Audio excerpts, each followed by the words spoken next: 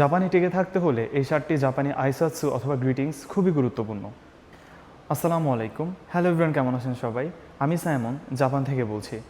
আজকের ভিডিওতে আমি শেয়ার করব জাপানে ব্যবহৃত খুবই গুরুত্বপূর্ণ 7টি শব্দ যা না জানলেই নয়। প্রথম শব্দটি হচ্ছে ওহায়ো গোজাইমাস, যার অর্থ হচ্ছে শুভ সকাল। জাপানে সকালে সব জায়গায় এটি ব্যবহৃত হয়।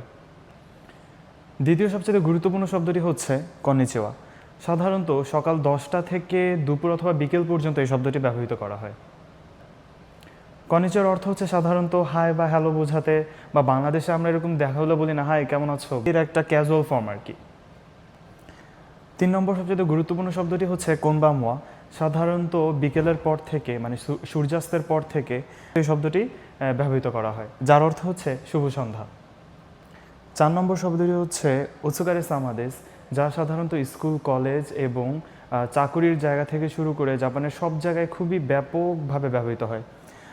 এর অর্থ হচ্ছে আপনার পরিশ্রমের জন্য ধন্যবাদ, ওৎসুকারে সামাদেস। সাধারণত আমি এটি খুব ব্যবহার করি। আমরা যখন আমাদের পার্ট টাইম জব থেকে বের হই, আমাদের সকল কো ওয়ার্কার্সদেরকে এটি বলে বের হই। এর অর্থ হচ্ছে আপনার পরিশ্রমের জন্য ধন্যবাদ। পঞ্চম শব্দটি হচ্ছে আরিগাতো গোজাইমাস, যা জাপানিজরা সবচেয়ে বেশি ব্যবহৃত করে। জাপানিজরা হচ্ছে খুবই নম্র, ভদ্র এবং পোলাইট। তারা যখন কারোর থেকে ছোট্ট একটি সাহায্যও পায়, তারা এই আরিগাতো গোজাইমাস শব্দটি বলে তাদের কৃতজ্ঞতা প্রকাশ করে। এর পরের শব্দটি হলো সুমিমাসেন, যা অনেক ক্ষেত্রে ব্যবহৃত হয়। দুঃখিত, মাফ করবেন, তার পাশাপাশি এক্সকিউজ মি বোঝাতেও, অর্থাৎ আপনি যখন কাউকে ডাকবেন তখন সুমিমাসেন বলে সাধারণত জাপানে ডাকা হয়। কিন্তু বেশিরভাগ ক্ষেত্রে ব্যবহৃত করা হয় দুঃখিত বোঝানোর ক্ষেত্রে। জাপানে যখন কেউ কাউকে ছোট্ট পরিমাণেও বিরক্ত বা কষ্ট দিয়ে ফেলে, তখন তারা প্রচুর এই শব্দটি ব্যবহৃত করে, সুমিমাসেন সুমিমাসেন। তো শব্দটি খুবই গুরুত্বপূর্ণ। সপ্তম এবং সর্বশেষ শব্দটি হচ্ছে ইয়োরোশিকো ওনেগাইশিমাস, যার অর্থ হচ্ছে আমি আপনার সহযোগিতা কামনা করছি।